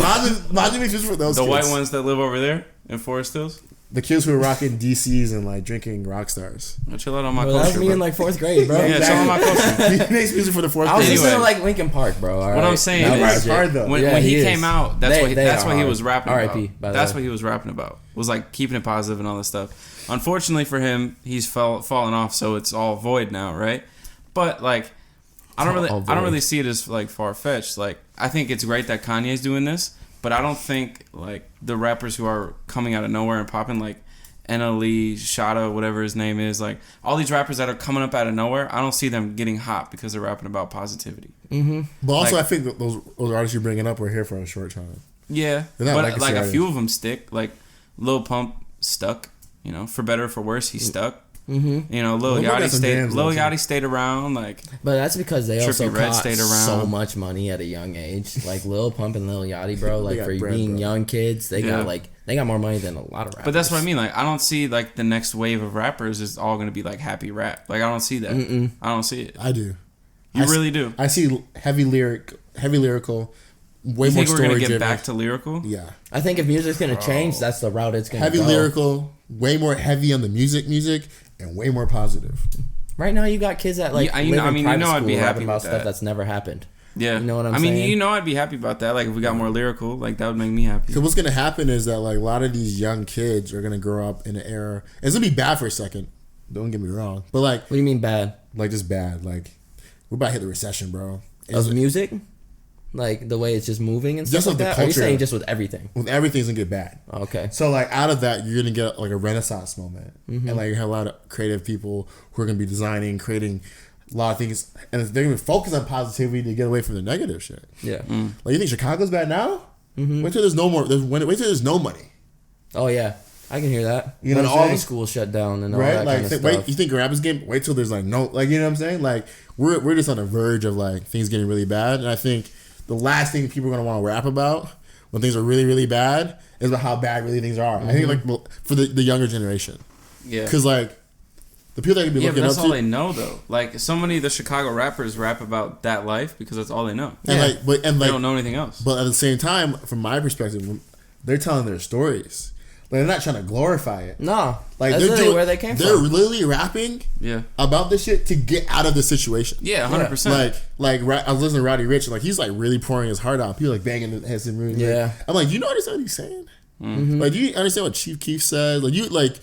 You understand what they're rapping about, Chief bro? Keef especially, bro. They always just listen to it like, dude, this is funny as hell. Like, blah, blah, blah. He's one of my favorite rappers, by the way. Chief Keef. He's, if not number one, number two. Love so For sure. Who's your number one? Curious. Number one, dude, I don't know. That's such a hard Should we talk about thing our to say. top threes right now? Dude, top threes? Yeah. Do you have Drake. a top three? Drake's your number one. I know that. Number one. Drake's your number one, bro. What's your top three? That kind of makes me sad. Do you have it off the top of your head? That kind of makes me sad. And remember, I'm thinking about rappers all in everything, not just bars. Are we saying in our generation or of all time? Just like your favorite, not like the best. I don't want to know your best. Okay. Yeah, not I all just wanna know time. your Just favorite. Because I kind of hate that. Like, who's the best? No, I haven't heard every rapper, so it's so hard to be like, you know, there's so many rappers that go on people's lists. I'm like, I've never heard of them. I mean, if we go for all time for me, I'll let you guys know Jay-Z's on number one. Yeah, Jay-Z's definitely He up there. literally. Who's your top three favorite right now? Right I know now? Drake's your number one. Drake right now is my number one. Number two, who I really, really been messing with for a minute now. And I don't know if he's really considered a rapper though. I gotta like go in my head and think. Kind of like Toby Lou. You guys know who that is? He's hard, bro. He's out of Chicago, and he makes like really feel good music. And like right now, like I bang him all the time. Like I really like his music. That's sick. Oh, pause. That sounded weird. Sounded weird. Pause. That sounded really weird. And then number three right now, like, and Sam shares this like with like the London stuff. I really mess with Dave and like on the London ting. So like top three right now, London like Tings. Mad ting. for me, like what I like to listen to is those types of music. Like you get a Drake that gets Sonic and all that stuff. I just relate to Drake. Like a week ago, like all my ended with stuff with me. I relate with Drake because I know how that feels like. Drake rapping about that kind of stuff. You know what I'm saying? Like I know what it feels like to like. Don't get big head. You give me Drake vibes. You know what I'm saying? You give me Drake vibes a little So like bit. I relate to Drake, and I used to be a Drake hater, and everybody knows this. Like I hated Drake. Freshman year, bro, every day I think I talk shit about Drake. Bro, I swear to he's God. cold. Bro, I was not messing Mm-hmm. with Drake, and then Nothing Was the Same came out, and then like man, it hit me different. I was like, yo, this is things that I say. Yeah. And I like and it went back to all his old music. I'm like, oh, I've been hating He's some. been doing this from the beginning, bro. Yeah. So that's my top three, 100% like right now.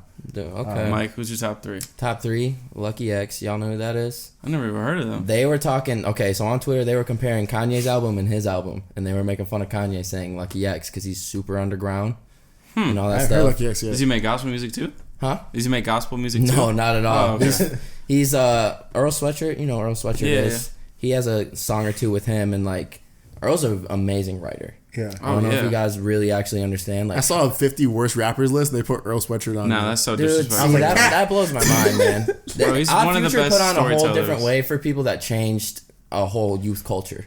Yeah, I think Especially in there's the two- world of skateboarding I and think stuff there's- like that. Exactly. I think there's two people that changed culture for us growing up. One was Kanye West, and two was Odd Future. Yeah. Mm-hmm. I Future as remember. a whole. I remember everyone wearing Supreme because of Odd Future, and everyone will cap and say that's not the reason why. I'm like, no.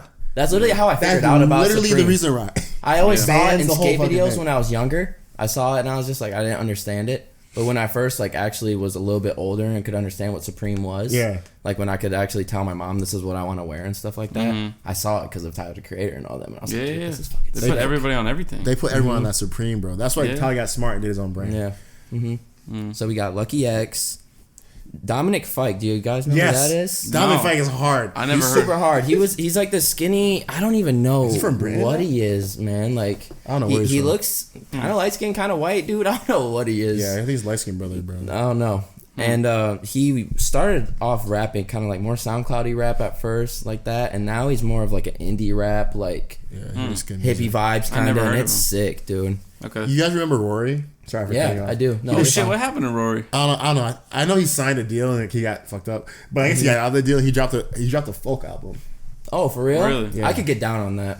I really could. I really liked him. He had a few songs I messed with him. Rory was hard. I was like bleeding so much, and he signed the deal. I'm like, bro, why'd you sign that deal? Anyway, though, keep going.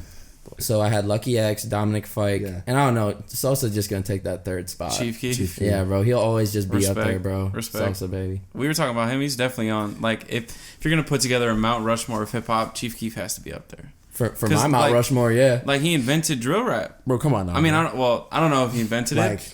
Are you disagreeing or agreeing? Agreeing. I'm like, if anyone fucking capped and said he that, made it popular. bro, like, all of Chicago is because of him. Yeah, literally. Like the new wave of Chicago, like he was doing it when he was 15. Come on, come on now. He dropped a classic rap album at 17 years old. That's crazy. And that's like one of my favorite albums of the decade. Come on now. By far. Mm-hmm.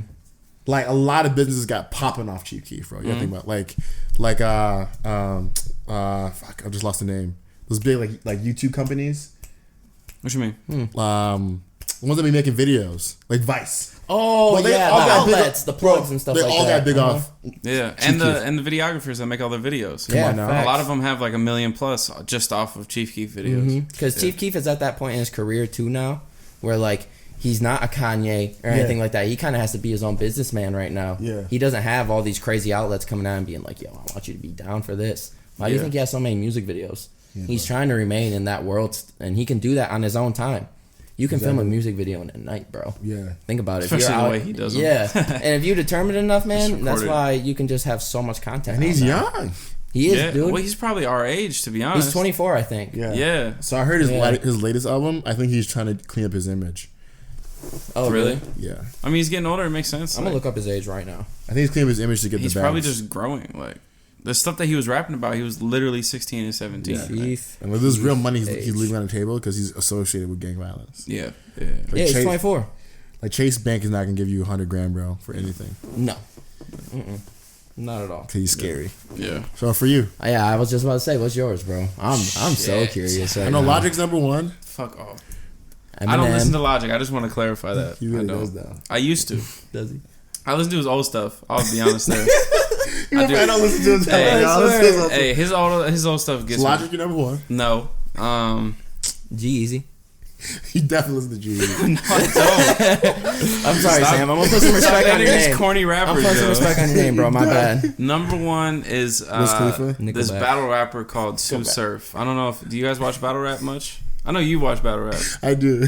Why are you laughing at me? No, because I said Nickelback, bro. I was like Nickelback. I was like, look at this graph. All right. Who was it again? Sue Surf is number one.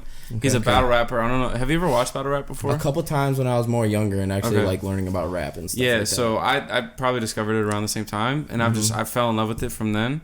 And this guy Sue Surf, he actually crossed over into actually making rap songs and not just battle rapping.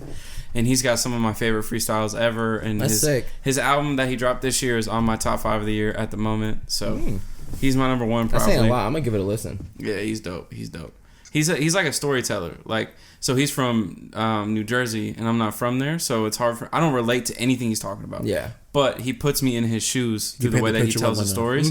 So it feels like I relate to everything he's saying. Yeah. You know, so that's why I love him. And 10 minutes ago, you said lyrical rap's not coming back. Look at that. That's crazy. I don't think it's gonna come back. I really don't. That's crazy. Keep going, though. I don't. Keep going, though, please. All right. Number 2 is Dave from London. Yo, Dave. Dave's incredible. Dave's incredible. We're seeing him next month. Yeah, we're excited about that. Where at? In Chicago. Wow, his first American tour. You should pull up, bro. You want to? It's crazy. It sounds sick. Yeah, I might have to get down. He's dope. He sold out every stop on the tour, every stop in Europe, in London, and in America. He sold out everything, man. I've heard of him, but I've never heard not one. Yeah, he made songs with Drake. It's probably when you heard of him. Okay. Drake co-signed him a little bit. Freaky Friday. Huh? Yeah, he's got some bangers. His bars, bro. He's down with them. I can see. Yeah. He's down. Number 3. Fuck. I don't want to leave someone off. Oh, Meek Mill. Meek Mill's on number 3. Really? Oh. Yeah. I'm always interested by Meek Mill's fans because to me, like, not to sound like stereotypical and like so like our generation, but I always thought he was off-brand Drake growing up. I always did. But then I got older and I was way more attracted to Meek Mill's music than Drake's music. Yeah. That's funny that you had that perspective. That's actually really good. That's interesting. I listen to Meek Mill for motivation. Really? Like, for me, he's motivation. Like, yeah, he paints pictures. The way he talks, like, he's like, yo, this took a lot of work to get this Rolly. And I'm like, yeah, motherfucker, took a lot of work to get this Fossil. You feel me? Feel me? Like, yeah. So it's like the way he talks, like, it just kind of speaks to me. Meek Mill, bro, like, Dreams and Nightmares. I think like, if you're a Meek Mill fan, you can rap that song back to back. Man, that's like, one of the greatest songs of our generation, bro. I could not memorize that song. Period. I don't. No. So I think I don't know it. God. It's hard, bro. I feel like Meek Mill's only misstep was dissing Drake. You think so? Yeah. Yeah, it was a miss. I think dissing anybody nowadays is a miss, bro. And it depends how you do it. But back then, if you push a T, it's a hit. Is it hit? Yeah, that is a fact. It's a body. If you're, I just think it's all about like how you do it. Like Meek dissed and then didn't say anything. Yeah. Like Drake dropped 2 songs for you and you had no words for him. He can't do it. He doesn't. Like you had Twitter fingers. Yeah. Trigger fingers turned to Twitter fingers. Like you got exposed by a singing rapper. Like come on. Like he ended you, bro. You can't get bodied by Drake. I'm not gonna lie. It was tough. It was hard to see, but like bro. Meek's, in my opinion, I was still repping for Meek though. I was like, bro, you're still my boy, bro. But I gotta check this out. In my opinion, Meek's a better rapper though, so I feel like he would have bodied him. I think so too. I think he is a way better rapper. So I just like, why didn't you at least try? Like, do something. Yeah. Fight back. I feel like I would have been a Meek in the situation too, bro. And just sit there I and feel take like, it. I don't know. If it was me now, fuck no. I'd be on the mic. I'd be like, fuck me, this and that, blah, blah, blah. But if it was like me older and like I have such a big career to focus on, and this is when he was still dealing with like law issues and stuff like that. Yeah. So I don't know. I feel like I would have been in a completely different mindset. It gets down to the point like, then why bring it up? Yeah. You know, why start it if you're not willing to do nothing? Why try to end the GOAT, bro? Like Drake's Meek or Drake. Hey, but Drake should be lucky though. That like blew him up to a different level. The beef. Oh yeah, he used it 100%. Yeah, and then he got confidence and thought he could rap with Pusha, and that didn't go well. When I saw the Pusha diss, I was like, Drake, please don't make a song. I thought he was gonna reply again. Pusha's one of my favorites, bro. Really? That's what Pusha does. He's one of my favorite dudes. Like I listened to his music a little bit growing up, but I've never like kept up with it big time. But as a person, I really appreciate him. Like he really like makes selling drugs sound like a really good option in life. Like it's kind of like, what am I doing? Like, I can go to Miami right now and pick up kilos and it's like, get these bricks going. So like and then like numbers up like when I heard the Pusha diss, I was like, Drake, whatever you do, don't mess with Pusha, because like Pusha's not saying this stuff because he has to. Nah, he's a grown man. Yeah. He was doing it strictly because he wanted to. Right? So that's why I relate to you. Fun for him, and that's why I relate to you about your Kanye comment, but like him freaking out, like, be a grown man like your boy Pusha. You know what I'm saying? So Pusha that's a good point. Pusha's in your camp. What you doing? So Pusha has this grown man thing about him. Yeah. Where like, if he disses you, the best thing to do is not say anything. Because like, you're not going to touch him. That's for sure. Okay. Like, there's not a lot of people that can rap like Pusha at this moment. Yeah, like rap like him, but I mean like even he really does this stuff. So like, and he has that respect factor too. Like I saw a video of like Drake goons trying to like jump Pusha, and like it was bad for the goons, for Drake goons. What was it for? It was a bad day for them. That's and so like for me it's just like, bro, Drake, like don't mess with, like he really like this, like he really is. He does this. Yeah, he does this. Like he does rap, but like you really like he really has been the whole time. Yeah. So like. He's got braids in 2019. Like, come on, bro. He wears black Air Forces. Why? Yeah. Black Air Forces. You should know better. You should know better. You should know better. He wears black Air Forces in Miami. It's hot over there, bro. That's the double banger right there. Come on, bro. Miami, bro. That place kind of scares me. Bro, Miami's scary, bro. And it's too hot there, bro. It looks sick. It sounds like a dangerous place, just like in general. Like you're gonna go broke, or you're gonna get jumped, or you're gonna get robbed. Like there's a lot that can go wrong. The women there scare me. Yeah, they do. I feel like they're gonna rob me. I've never been. They'd be like, "Oh, what's up, Mike? You look good." Like, what's up? And then I'm gonna get in the car and I'm gonna have a 30 clip to the back of my head. Talking was good. Like, oh my god, nothing's good. I'm not from here. It's just Florida, bro. They're different breeds. I'm telling you, people in Florida don't care. Is a crazy place. I don't like Florida weather either. It's too hot down there, bro. Humid, muggy, bro. Yeah, so like, if you like you gotta be weird already. Yo, the skateboarders there are so good. They're amazing. I gotta imagine. They're amazing, bro. I don't get it. Shout out to this kid Adam. My homie's from Holland. He films with them a lot, but he's from Florida. And every time he comes here, dude, and people hate on him sometimes too. I've seen him do a trick at Clemente when there was a skate contest there, and some kid like looked at it funny when really he's better than like 80% of the kids at the park. Yeah. And I swear to God, it's a Florida thing. I swear to God. Yeah, Florida's different, yo. Dude. They gotta work harder to get those tricks as human, bro. So they're getting some fresh air. Like, wait a minute, like, we still, they probably still skate for the 2-3 hours, but they're exhausted.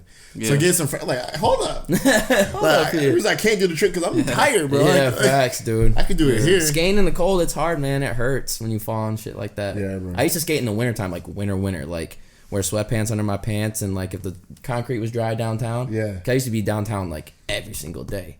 Like freshman year in like 8th grade, every day after school I was skating and I was downtown. So if it was dry and I was skating, and it was hurting all the time. That's crazy. That's bro. funny. Yeah. So how has skating like progressed? Because like it used to be so in my face. Like, whoa, that's a crazy topic. I was playing Skate 3. Like, how has it changed since high school? It is one of they did like statistics on it. Once again, I'm not a scientist. I'm not Bill Nye. I don't know how any of the statistics stuff works out, man. Bill Nye's not even a scientist, so you good. You get what I'm saying. And they say it's one of the biggest growing sports like in the world right now, apparently. Really? Which I definitely do see, even in just the culture and like the way people act. Wow. I see kids who play golf now and like play lacrosse and all this stuff, and they're hitting me up talking about like, dude, I want to get into skateboarding. Like, it looks so fun. And I think a lot of people are more attracted to it now because you can really do whatever you want. The level of skateboarding has changed. The outlets for it, except for in Grand Rapids, there isn't very many outlets for skateboarding. Is there even parks? Like, we have like 3 or 4 parks around here, but there's nothing like crazy. Okay. We had a plan to. Okay, so Josh Kalis, he's a pro skateboarder from here, right? I'm pretty cool with him. I'm pretty cool with him. Everybody skateboards around here is pretty cool with him for the most part. And a long time ago, we proposed a plan.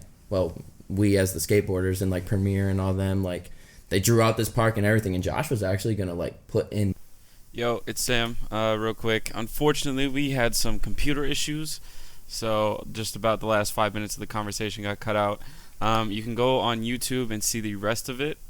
But I just want to let you guys know. It's unfortunate. It won't happen again. Lesson learned. All that good stuff. Catch y'all next week. I might just not know the name. So that's where they wanted to do it. And there was an old tennis court, like abandoned ghetto-ass tennis court. And they gave it to us and we turned it into a DIY. Like everybody, like Braden, he does a lot of the designs right now and stuff. Like he built all the big new quarter pipes and stuff like that. It's kind of crazy. But the city said no. Have you ever heard of Straight Street? Straight Street is another little skate park, but it's literally probably, like, bro, probably a little bit longer than this room, barely, and, like, double wide, and that's how big it is.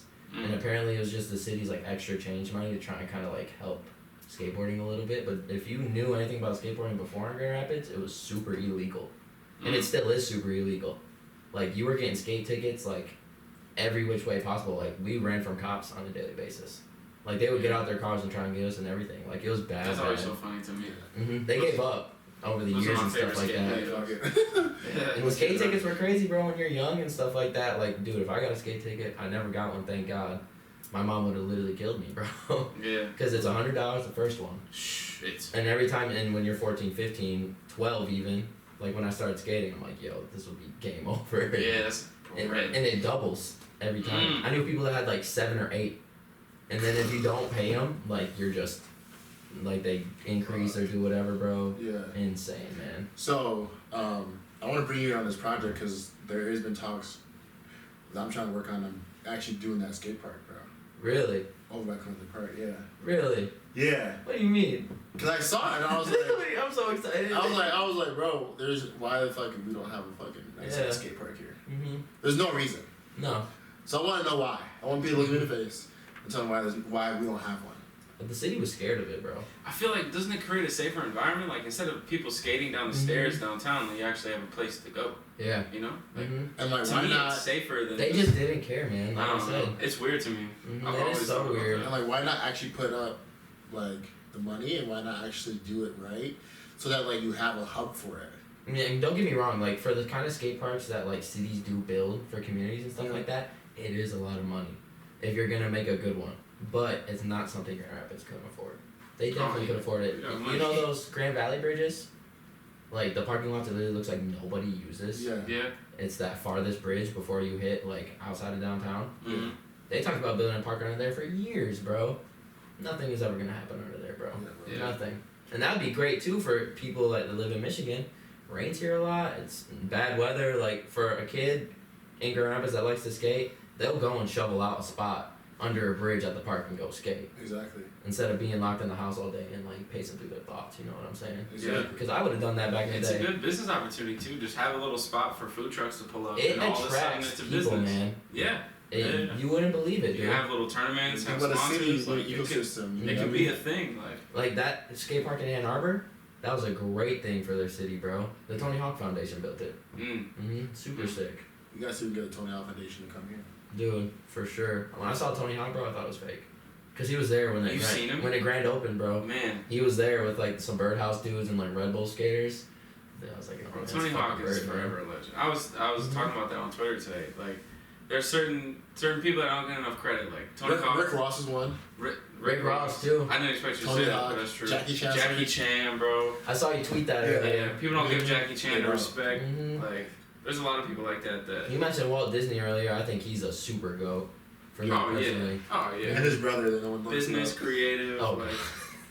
Like with the Will Smith situation, like they forget about his other kid and all this. Yeah. Well, his brother's the one that built all that stuff. Like Walt had the ideas. Yeah. His brother to like build. Disney. He was like the businessman. Yeah. But like his brother was like the creative. I just like because I'm a big mind dude. Like I play in my mind all day, every day, pacing through my thoughts and like ideas or whatever. So for like Walt to sit there and like think of this, especially in such an imaginatory way. Mickey Mouse, bro.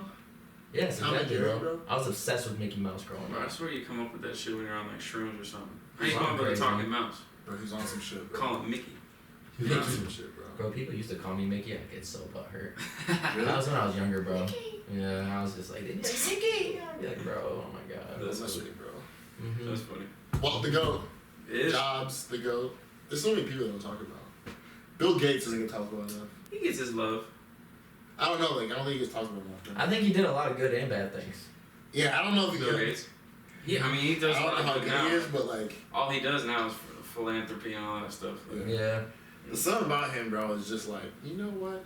Like, he's dope. Those top tier, like, money makers, a lot of them seem a little odd. This is what scares me. Oh, yeah, you have to be to do that kind of shit. Bro, this is what scares the crap out of me about Bill Gates. Every year somebody passes him a bit rich, he then passes them again. Yeah. Like, how much money do you really have, bro? Yeah. It'd be like, oh, the new richest man in the world is Jeff Bezos. And next year it'd be like, Bill Gates number one again.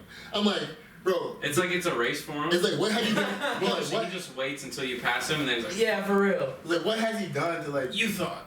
Like, it's like he has like a treasure and it's like. Oh yeah. You know what I'm saying? Like, just sitting there plotting. Like, bro, like. Oh yeah, that's going right there. I always wonder how weird that is. Like, how does he get on top so fast? He's good. People like that are just wired different, bro. Same thing with Elon Musk. I think he's the super genius. Elon Musk is if you listen to him talk though, you could be like, yo, this dude's kind of weird. But it's like you don't get to that level if you're not. I don't think I could sit there and have like. I mean, I could sit there and talk with them for sure, but I feel like at one point, you know, like this whole podcast, there really hasn't been a quiet moment. I feel like if I sat there and like had to do a podcast with them, unless I was like fucking Joe Rogan or somebody, we'd be Joe Rogan did such a good job like getting that conversation. Because he's a different breed too, man. He's been through some shit, UFC and all that, bro. Yeah. He's a lot of inspiration for this whole show came from him. Really? Yeah, I love Joe Rogan. I can respect that. Yeah. Elon Musk is what I call a true visionary, bro. True visionary? Oh wait. Bro, he's like does whatever he wants, yo. Like it doesn't matter what anyone says. Like his cars are sick too. Like you gotta think about how many people passed on Tesla, bro. Like. What do you mean by that? Like he went to Ford and Chevy, and they all laughed him out the room. Yeah. And then he started. Did he really?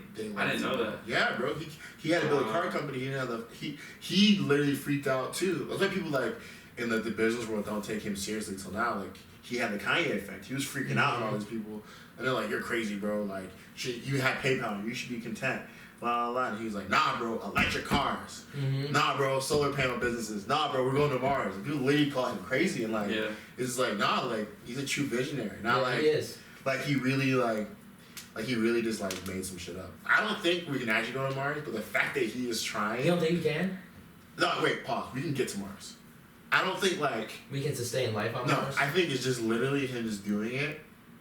Like I think it's dope. Like what else is he gonna do? Yeah, what else is he gonna do? To be talked about.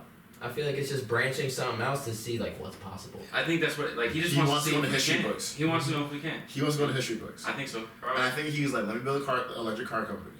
Oh, let me right. He's doing all the things that for Elon Musk. He's doing it like kids are gonna learn about him. Like when they grow up. I can agree with that. Like you said, you can just tell he's different. I feel like that's how he is. He just wants to be known in these ways of him doing great things. You know, to me, it comes off super genuine. I don't think he really cares about it. I just think he wants. Oh, he does. I think he wants to see what's possible. Yeah. I think he does, bro. I don't know. Maybe it's just me, but when I hear him talk, it doesn't mean it's not genuine or authentic. It just means that same thing with Trump. The reason why Trump does all this crazy is so he can go down in history books. Yeah, it's an ego. That's what he wants, bro. Just because it's an ego thing doesn't necessarily mean it needs to be a bad thing. Exactly. Like, when it comes to, like, certain things I'm into, bro, I think I'm the shit. It's like, man, if you need a video done, I'm about to go crazy on this video for you, blah, blah, blah. Yeah. So I think that's maybe where, like, Elon Musk is coming from. He's like, dude, I'm about to build you the coolest rocket power car ever. Rocket power. Gotcha, bro. And I relate to that sense, because sometimes I debate about, like, yo, do I want to, like, go for, like, an Elon Musk level one day?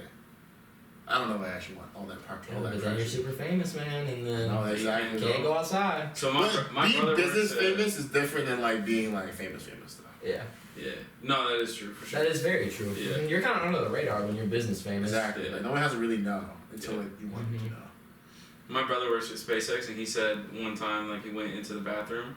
And like someone like walked next to him, he like glanced over, and it was Elon Musk like actually like right there. And my brother said he couldn't piss the whole time he was there. He was like, bro, I can't be right now. Because you don't say hi to someone like that at a urinal. Yeah, no. Like, hey man, what's good, bro? How's it hanging? Like, False. You might have to say something, bro. Fuck Elon Musk. I would. I'm not gonna lie. I'm like, yo, nice watch. No, I was like, oh. I'm like, bro, you got any opportunities, bro? Yeah. Try to move up. So my name Mike was good. Yeah. But let's wrap up. Yeah. Any closing thoughts from the community? Closing thoughts.